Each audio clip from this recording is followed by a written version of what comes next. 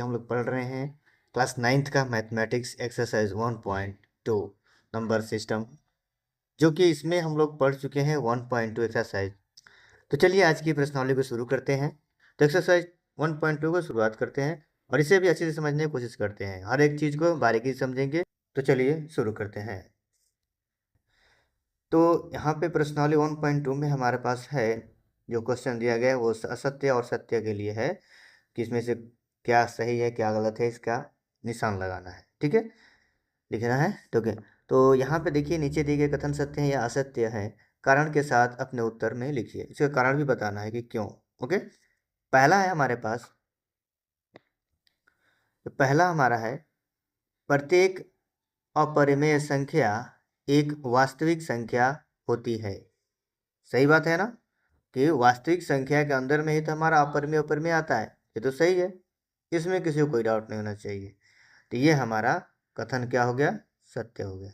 ठीक है, दूसरा है कि संख्या रेखा का प्रत्येक बिंदु, संख्या रेखा का जो प्रत्येक बिंदु है क्या वह अंडर रूट यम के रूप का होता है, जहां पर यम एक प्राकृतिक संख्या है। इस बात को ध्यान से समझिएगा। यहाँ m एक प्राकृतिक संख्या है, m का बराबर किसके है, प्राकृतिक संख्या। प्राकृतिक संख्या क्या होती है, 1 2, यानी कि वो संख्या है जो क्या है, पॉजिटिव हो। वह संख्या है जो प्लस में हो, ये नहीं कि माइनस में भी आ जाए वो उसको लिख लिया, नहीं, केवल वो प्लस में ही होना चाहिए। तो उसी को तो हम बोलते हैं प्राकृतिक संख्या। तो हम m बराबर इसको लिख रहे हैं, तो अंडर रूट m का रूप में होना चाहिए। ठीक है, प्रत्येक, तो प्रत्येक तो नहीं हो सकता है ना, तो इसके लिए हम क्या बोल सकते हैं। ठीक है, ये तो हमारा असत्य है। और उसका कारण क्या है, तो कारण यही है कि संख्या रेखा पर सभी प्रकार की वास्तविक संख्याएं होती हैं। वास्तविक संख्याएं का मतलब क्या है, वहाँ पे परिमेय संख्या भी है, अपरिमेय संख्या भी है। ठीक है, और जीरो भी है वहाँ पे। ओके, तो होती है। ओके, परिमेय और अपरिमेय दोनों वहाँ पे मौजूद होता है। तो हर बिंदु अंडर रूट के रूप में नहीं हो सकता है, जैसे कि 1/2 अंडर रूट के रूप में नहीं हो सकता है, -3 नो, पाई का मान ये भी नहीं हो सकता है, तो अंडर रूट के रूप में नहीं लिख सकते, इसलिए क्या है, असत्य है। ओके, और इसको थोड़ा सा डिटेल में जानकारी लेते हैं। जो रूट m है, ठीक है, तो रूट m के रूप में हम उन्हीं संख्याओं को लिख सकते हैं या पा सकते हैं जो किसी प्राकृतिक संख्या के वर्गमूल है। ओनली प्राकृतिक संख्या की यहाँ बात हो रही है, ये भी बात ध्यान रखना। ठीक है, बाकी सभी संख्याएं जैसे कि फ्रैक्शन हो गया, नकारात्मक यानी कि -3 हो गया, ठीक है, शून्य हो गया या पाई हो गया। ठीक है, तो ऐसी संख्याओं को रूट m के रूप में हम नहीं लिख सकते हैं। ठीक है, m का मतलब क्या है कि प्राकृतिक संख्या, जो कि यहाँ पर दिखा रहे हैं। ठीक है, m एक प्राकृतिक संख्या है, 1 2 3 ऐसा करके। ओके, रूट m का मतलब है m का वर्गमूल। ठीक है, सही है ना, तो m का वर्गमूल। ठीक है, अगर मैं यहाँ पे लिख दूँ 5, तो 5 को तो हम ऐसे भी लिख सकते हैं √25। तो ये एक प्रॉपर क्या है, m के रूप में इसको लिख सकते हैं। बट यहाँ पे क्या है कि प्रत्येक बिंदु रूट m के रूप में लिखा जाता है, जहाँ m एक प्राकृतिक संख्या है। तो इसका सवाल का जवाब है नहीं। ओके, आगे बढ़ते हैं। इतनी बात समझ में आ गई, अब चलिए आगे। प्रत्येक वास्तविक संख्या एक अपरिमेय संख्या है। ध्यान समझिएगा, वास्तविक संख्या क्या है, एक अपरिमेय संख्या है। प्रत्येक वास्तविक संख्या, तो अगर हर वास्तविक संख्या में नंबर क्या क्या हो सकते हैं, इसमें पूर्णांक भी होता है, इंटीजर भी होता है, अपरिमेय अपरिमेय दोनों होता है। बट इसमें कह रहा है कि सभी वास्तविक संख्याएं एक अपरिमेय संख्या है। तो क्या ये सही है कि गलत है, सरासर यह असत्य है। सभी वास्तविक संख्याएं, कारण इसका ये होगा कि सभी वास्तविक संख्याएं अपरिमेय नहीं होती, कुछ वास्तविक संख्याएं परिमेय होती है, जैसे कि 1 0 5 -3, इसलिए यह कथन गलत है। ओके, नेक्स्ट हमारा है, इतनी बात समझ में आ गई। ठीक है, एक वास्तविक संख्या के अंदर में क्या क्या संख्या आती है। ठीक है, वास्तविक संख्या में हमारे पास देखो, एक होता है परिमेय संख्या, दूसरा होता है अपरिमेय संख्या। ठीक है। ये संख्या के बाद इसके बाद आता है इंटीजर, जिसको हम पूर्णांक बोलते हैं, वो भी आ जाएगा इसके अंदर। ठीक है, तो उसमें क्या होता है, इंटीजर में प्लस माइनस दोनों हो जाएगा। तो इसलिए ये कथन गलत है कि सभी वास्तविक संख्याएं अपरिमेय हैं, गलत है। ठीक है, अगर ये बोल सकता है कि सभी अपरिमेय संख्याएं वास्तविक संख्या होती है तो सही हो जाएगा, सही है ना। तो ये भी बात को ध्यान में रखना। चलिए नेक्स्ट चलते हैं। सेकेंड क्वेश्चन है,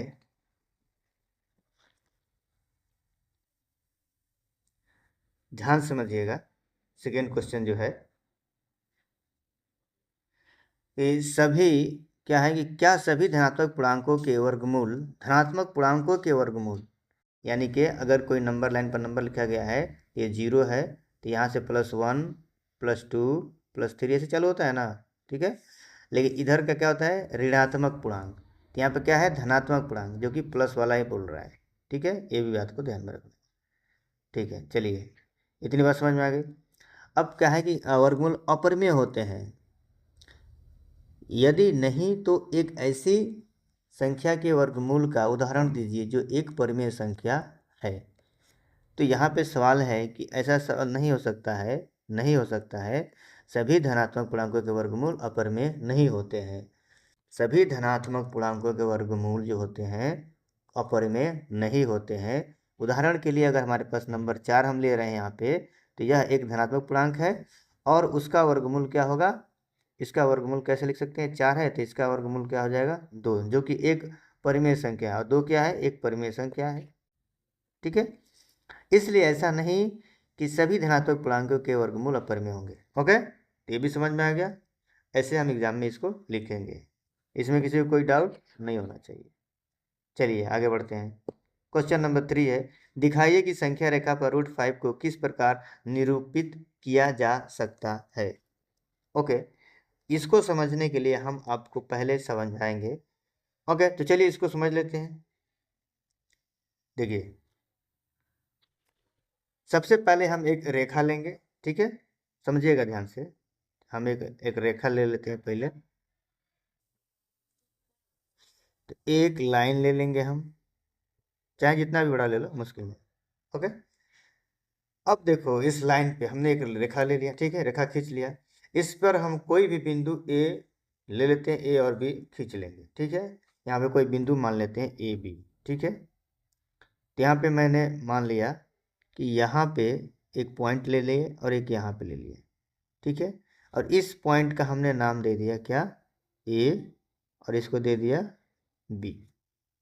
ठीक है, और इस ए और बी की दूरी हम कितना लेकर चलेंगे, तो 2 लेकर चलेंगे।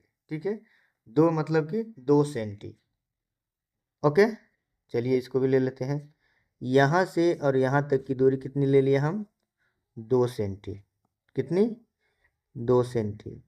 ठीक है, अब यहाँ से जो बी बिंदु है, वहाँ से हम क्या करेंगे, एक लंब लेंगे। ठीक है, लंब लेंगे यानी कि एक सीधा लाइन खींचेंगे ऊपर की तरफ। खींचने का कारण यह है कि हमारा समकोण बनेगा। ठीक है, तो उस बिंदु को हम खींच लेते हैं पहले। तो यहाँ से बिंदु बी से हमने एक ऊपर की तरफ लंब ले लिया और इसकी दूरी कितना हमने ले लिया, 1। कितना लिया इसका बिंदु, इसकी दूरी कितना ले लिया हम, यहाँ से यहाँ तक की दूरी को हमने लिया 1 सेंटी। ठीक है, 1 सेंटी, और इसको 2 ले लिया। ठीक है, ओके। अब जो बिंदु ऊपर तक खींचे हैं 1 सेंटी, उसको हम मान लेते हैं कि यह बिंदु क्या है, सी है। ठीक है, अब ए और सी को आपस में क्या करेंगे, मिलाएंगे। ए सी को आपस में क्या कर देंगे, मिला देंगे। तो चलिए मिला दिए। ठीक है, अब यहाँ पे एक ट्रेंगल बन गया। ठीक है, एक राइट एंगल हो गया, और यह हमारा क्या बना रहा है, यहाँ पर ये यहाँ पे हमारा एक राइट एंगल बना रहा है, 90 डिग्री बन रहा है। ठीक है, तो अब हम इसमें क्या अप्लाई करेंगे, पाइथागोरस थ्योरम को अप्लाई करके और AC का मान आसानी से निकाल सकते हैं। तो चलिए वो भी निकाल के देखते हैं। ठीक है। ओके, तो देखिए हम यहाँ पे क्या कर रहे हैं, पाइथागोरस का अप्लाई कर रहे हैं। ठीक है, तो यहाँ पे हम लिख सकते हैं कि ट्रायंगल क्या बन रहा है, A B C, A B C में, ठीक है, क्या कर रहे हैं हम, पाइथागोरस थ्योरम अप्लाई कर रहे हैं।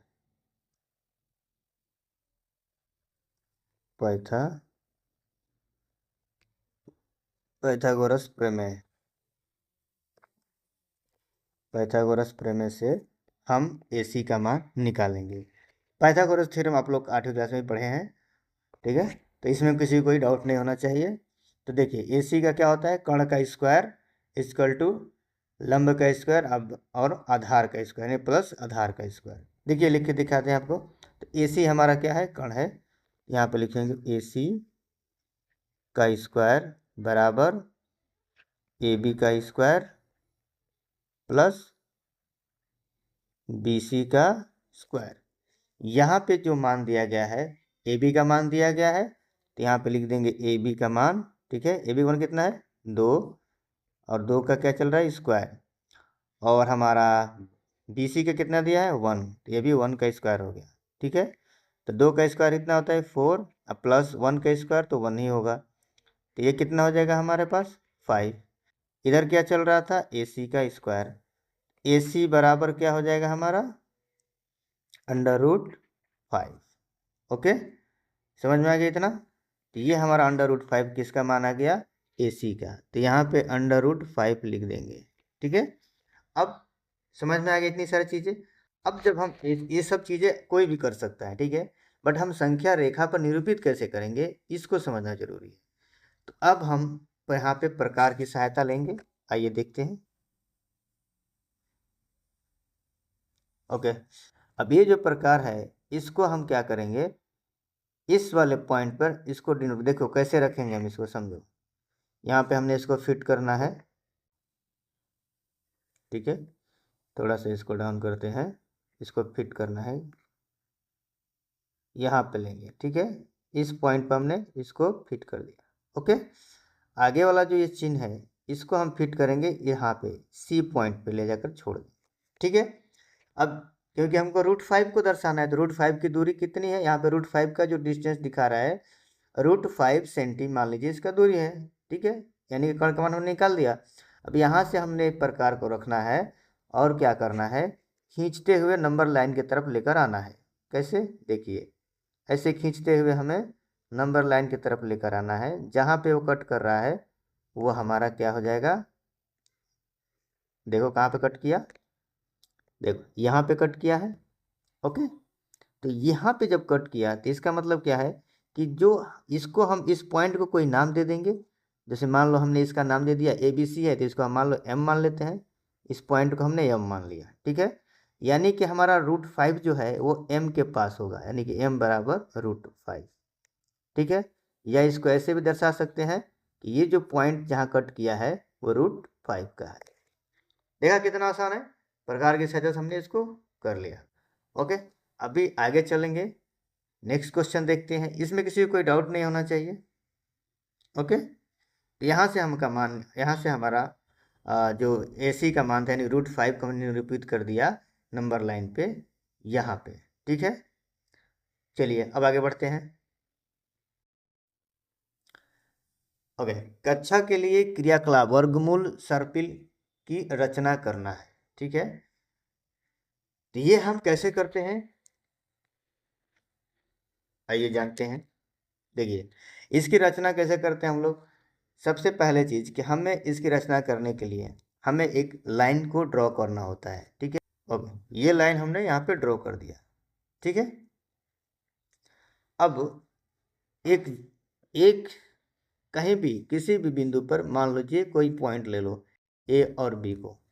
ठीक है, किसी भी पॉइंट A और B का मार्क कर दीजिए।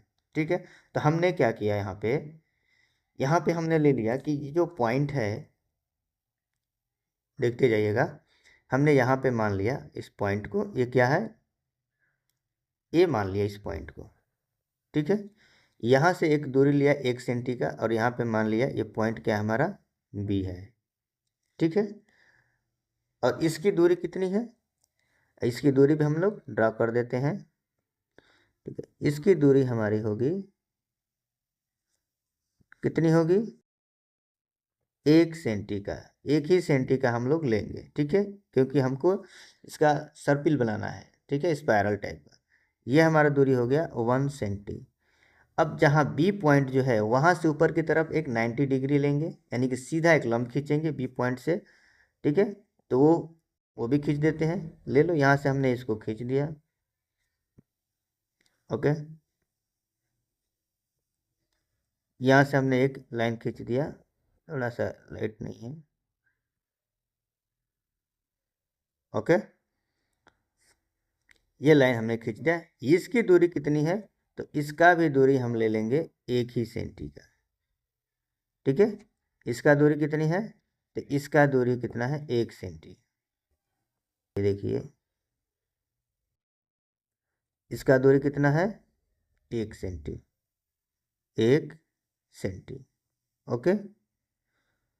अब ये जो दूरी हमने खींचा है इसका भी कुछ नाम देना पड़ेगा, तो ए बी है तो ये ऊपर वाला क्या हो जाएगा, सी हो जाएगा, ठीक है, ओके। अब ए और सी को मिला देंगे, ए और सी को क्या कर दिए, मिला दिए, ठीक है। इसको ऐसे मिला देते हैं, लाइन से हमारा सीधा आएगा, मिला दिए। ए सी को मिलाने के बाद अब हम पाइथागोरस थ्योरम निकाल करके इसको सॉल्व करेंगे कि हमारा ए सी का मान क्या आएगा, ठीक है। इसी तरीके से हम लोग क्या करते हैं, और गुण सर्पिल की रचना करते हैं। तो ये एक ट्रायंगल हो गया जिसका नाम है ट्रायंगल सॉरी, इसका नाम क्या है, ट्रायंगल ए बी सी में हमने क्या किया, पाइथागोरस थ्योरम को लगा दिया। क्या किया, पाइथागोरस थ्योरम को लगा दिया, ठीक है। तो लगाने के बाद हमको क्या मिलेगा, ए सी, तो ए सी का निकाल देते हैं, ए सी का स्क्वायर इजकल टू हो जाएगा हमारा, ये 1 और 1 का मान दिया है तो इसको सीधे लिख देते हैं, 1 स्क्वायर प्लस 1 स्क्वायर बराबर 1 का स्क्वायर 1 ही होता है, तो ये टोटल कितना हो जाएगा, 2। तो ए सी बराबर कितना हो जाएगा हमारा, ए सी का स्क्वायर बराबर 2, तो ए सी बराबर हो जाएगा हमारा √2, यानी इसका जो मान आया वो √2 आया। इसमें किसी को कोई डाउट नहीं होना चाहिए, ओके। अब इसी तरीके से हम इसको बनाते हुए आगे बढ़ेंगे। फिर क्या करेंगे हम, ये जो सी पॉइंट है, ये जो लाइन जा रहा है, यहाँ से हम क्या करेंगे, एक 90 डिग्री ड्रॉ करेंगे। ये जो ए सी लाइन से 90 डिग्री को ड्रॉ करेंगे, इसके लिए हम एक लेते हैं, स्केल लेते हैं, ये 90 वाला इधर खींच दिया, नीचे की तरफ देखो 90, और उस लाइन ए सी की लाइन से मैच कर रहा है बराबर, ओके। अब यहाँ से हम क्या करेंगे, एक लाइन ड्रॉ करेंगे, तो इसको थोड़ा नीचे कर देते हैं, ओके। अभी सही है, ओके। अभी देखेंगे, ओके। अब यहाँ से हम एक क्या खींचेंगे, लाइन ड्रॉ करेंगे, तो ये हो गया हमारा एक लाइन, ठीक है। इस लाइन को हम क्या करेंगे, यहाँ पे पुट कराएंगे, देखिए इस लाइन को यहाँ पे टच कराएंगे, देखो हो गया, ये हो गया हमारा 1 सेंटी का, ठीक है। अब ऐसे ही क्या करेंगे, अब इसको साइड में करेंगे, ठीक है। इसमें किसी को कोई डाउट होना चाहिए। अब इसको साइड में कर दिए, ठीक है। अब क्या करेंगे, इसको घुमाएंगे फिर से, ठीक है, और इसको भी क्या कर देंगे, मिला देंगे, ठीक है। तो ये हमारा हो जाएगा, देखो थोड़ा सा ऊपर जाएगा,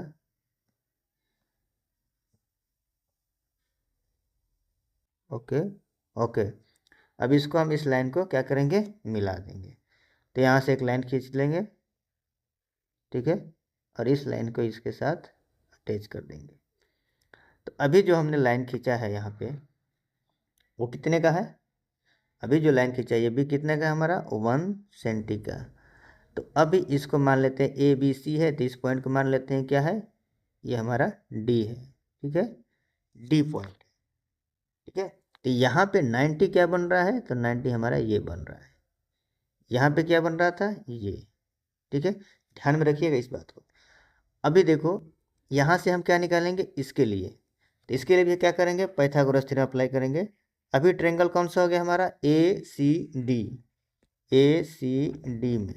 ठीक है, पाइथागोरस थ्योरम, पाइथागोरस थ्योरम से। ठीक है, चलो। तो यहाँ पे मान क्या दिया है, ए और डी का मान निकालना है, तो ए डी भी कर्ण हो जाएगा हमारा। ठीक है, ए बी कर्ण हो गया। ए बी ए डी का स्क्वायर इजकल टू क्या होता है, √2 का स्क्वायर प्लस 1 का स्क्वायर। तो √2 का स्क्वायर से क्या हो जाएगा, कैंसिल हो जाएगा, स्क्वायर से रूट कैंसिल, तो 2 प्लस 1 का स्क्वायर 1 ही होता है। तो ए डी स्क्वायर बराबर 2 और 1 3, कितना हो जाएगा 3। तो ए डी बराबर क्या हो जाएगा हमारा, √3। तो ये जो मान आ गया हमारा, ये मान आ गया हमारा √3 का। ठीक है, ऐसे ही हम आगे बढ़ते हुए और भी संख्या को यूज करके लगा सकते हैं। फिर से हम एक लाइन लेंगे यहाँ पे। अब फिर यहाँ से हम क्या करेंगे, 90 डिग्री का मान निकालेंगे। फिर से हम उससे वैसे ही कर सकते हैं। ठीक है, अगर कोई डाउट हो तो हम फिर वैसे ही कर सकते हैं। अभी यहाँ पे बात क्या है, ऐसे हम निकालते हुए जाएंगे। अब ये जो मान है ये कहाँ पे हमारा टच कर रहा है, ये भी देखना पड़ेगा। ठीक है, इस लाइन पे कहाँ पे शो हो रहा है, तो देखिए अभी हमने जो मान निकाला √2, तो √2 को कहाँ पे शो कराएंगे, नंबर लाइन पे। तो उसके लिए हम यहाँ पे एक लेंगे, इसको थोड़ा सा डाउन करते हैं। ओके, ये लाइन थोड़ा सा इसको आगे लेके चलते हैं और यहाँ पे रखते हैं पॉइंट को, दूसरा पॉइंट को इसके साथ रखेंगे। ओके, अब ये जो दूरी होगा हमारा, ठीक है, जहाँ भी टच करेगा वो हमारा क्या रहेगा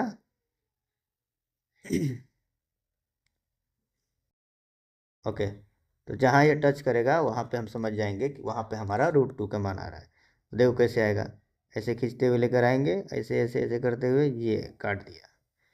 ऐसे ही क्या करेंगे हम, दूसरा वाला मान भी लेकर जाएंगे यहाँ पे।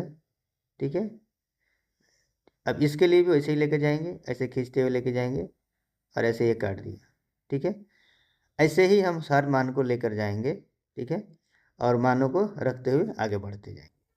ठीक है, तो इस मान को हम क्या ले लेंगे कि यहाँ पे जो शो करा रहा है वो हमारा √2 है, और यहाँ पे जो लाइन पे शो कर रहा है, यहाँ पे जो कट किया वो हमारा √3 है। ऐसे ही √4 को भी हम यहाँ पे लगा कर निकाल सकते हैं। बस एक एक मान को आगे बढ़ाते हुए बढ़ते जाएंगे। ठीक है, इधर का जो मान होगा हमेशा 1 मीटर या 1 सेंटी या 1 इंच, ठीक है, आप लेंगे। ठीक है, या 1 इकाई कुछ भी लिख सकते हैं, बस 1 होना चाहिए। वैसे ही करते हुए आगे बढ़ेंगे। फिर से हम एक और मान निकाल के देखेंगे। फिर से यहाँ से हमने एक मान ले लिया है, आप लोगों को समझाने के लिए इतना कर रहे हैं। ठीक है, अभी ऐसा हो गया। ठीक है, अब यहाँ से यहाँ तक की दूरी ले लेंगे एक। ठीक है, तो यहाँ से हम एक दूरी ले लेते हैं, 1 इंच 1 सेंटी या 1 इंच का। ठीक है, ऐसे दूरी ले लिए। ठीक है, अब इस दूरी को उठा करके हम यहाँ पर टच कर देंगे, बस। अभी देखो बराबर हो गया। ठीक है, तो इसी जगह पर हम इसको पुट कर देंगे। ओके, और ये 1 इंच का है तो इसको 1 इंच करना पड़ेगा। ओके, हो गया ना। ओके, अब चलिए इसको हम हटा देते हैं। ओके, अब यहाँ से एक लाइन खींच करके इसको हम मिला देंगे, ऐसे मिला दिए। अब इस पॉइंट को हम कुछ नाम दे देंगे, तो डी है तो ये भी ई हो जाएगा। ठीक है, ये पॉइंट ई हो गया। अब यहाँ पे हमने एक चीज़ को और ड्रॉ करेंगे, और यहाँ पर भी एक ट्रेंगल हमारा बन गया। ट्रेंगल कौन सा हो गया, ए डी ई में। ठीक है, इसमें भी हम क्या करेंगे, अप्लाई पाइथागोरस थ्योरम को लगाएंगे। ठीक है, पाइथागोरस थ्योरम को यहाँ पे यूज करेंगे। तो लगाते हैं। देखिए, तो हमारा जो ए और ई है इसका हम क्या करेंगे, स्क्वायर। ठीक है, इसको थोड़ा सा साइड में लगाते हैं। ओके, इसको थोड़ा सा साइड कर लेते हैं, ये मान दूसरा है। ओके, तो लगाते हैं। तो ए और ई का स्क्वायर बराबर किसका स्क्वायर, √3 का स्क्वायर +1 का स्क्वायर। तो कितना हो जाएगा, √3 से केवल 3 बचेगा, आप +1 बचेगा, यानी कि 4 हो जाएगा। ठीक है, तो यहाँ पे देखो 4 हो रहा है, ध्यान से समझिएगा। तो ए और ई का स्क्वायर है बराबर 4 है, तो ए ई का √4 हो जाएगा, √4। √4 को हम वैसे भी ड्रॉ करके लिख सकते हैं। ठीक है, समझ रहे बात को। वैसे भी √4 तो क्या लिख सकते हैं, इसको हम केवल 2 लिखेंगे। ठीक है, निकेवल घटाएंगे तो 2 ही तो बचेगा। तो 2 कहाँ पे आ रहा है हमारा, तो इसके सामने आएगा, तो हम यहाँ पे √4 ही यहाँ पे लिखेंगे। ठीक है, √4 विदाउट √4 को भी इसको हम ऐसे दिक्कत नहीं है ना, मतलब कि जो 2 है उसको हम डायरेक्टली नंबर लाइन पर शो करा सकते हैं, क्योंकि 1 2 3 4 ये सब तो रहता है ना, इसलिए। बट अगर हमें √4 को बोला ड्रा करने के लिए, तो फिर आपको प्रोसेस से ऐसे गुजर के और शो कराना पड़ेगा। ठीक है, तो √4 कहाँ पे जाएगा देख लेते हैं। फिर से हम प्रकार लेकर आ रहे हैं, खींच के आपको बता देते हैं। ओके, देखिए इसको यहाँ पे रखेंगे। ठीक है, और इसको लेकर आते हैं यहाँ से। ठीक है, थोड़ा सा ऊपर लेके जाएंगे। ओके, हो गया। अब इसको खींचते हुए लेकर चलते हैं, देखते हैं कहाँ पे एक इसको कटिंग करता है। और ऐसे लेकर गए और ऐसे लेकर के गए, और ये हमारा सीधा जाएगा। हाँ, कट कर दिया, थोड़ा सा आगे की तरफ गया है। ठीक है, तो ये ऐसे कट करते हुए आगे की तरफ जाएगा, तो यानी यहाँ पे हमारा क्या हो गया, √4, या बोल सकते हैं केवल 2। ऐसे ही √5 के लिए लेकर आएंगे, तो ऐसे खींचते हुए ऐसे आगे मिलाते रहेंगे, ऐसे ही सब ऐसे जाता है। ठीक है, ये हो गया हमारा सर्पिल का, जो कि हम लोग पढ़ रहे थे, किसकी रचना के लिए, सर्पिल की रचना के लिए। ठीक है, तो ऐसे कर सकते हैं। इसमें किसी को डाउट है तो पूछ सकते हैं, और आगे बढ़ते हैं। अब हमारा एक्सरसाइज होगा 1.3। So thank you so much देखने के लिए। अगर अच्छा लगा तो सपोर्ट करें, चैनल को सब्सक्राइब करें, और शेयर जरूर करें अपने दोस्तों के साथ। Thank you so much, thank you.